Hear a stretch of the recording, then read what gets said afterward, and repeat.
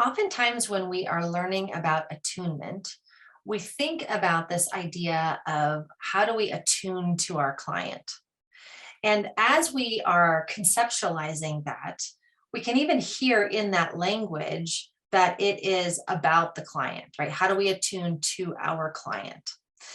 But in order to attune to our client, we actually have to attune to ourselves first, which brings us into another interesting question of what or whom do we actually need to attune to when we are working therapeutically with someone?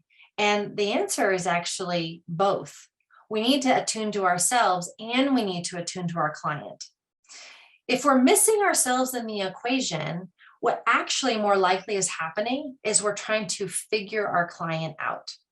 Another way I like to say it is we're thinking our client instead of feeling our client.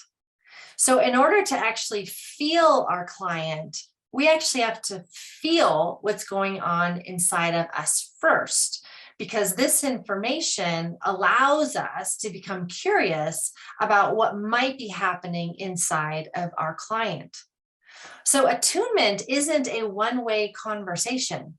For real attunement, it requires us to be aware of ourselves and aware of our client at the same time. I can't just be focused on my client, and I also can't just be focused on me.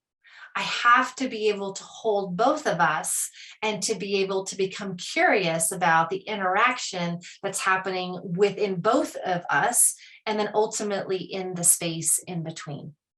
So next time you hear yourself saying, oh, I need to attune to my client, I want you to take a step back and ask yourself, where am I in that equation? And how am I attuning to myself so that you make sure that your attention is going on both you and the client because both are ultimately necessary.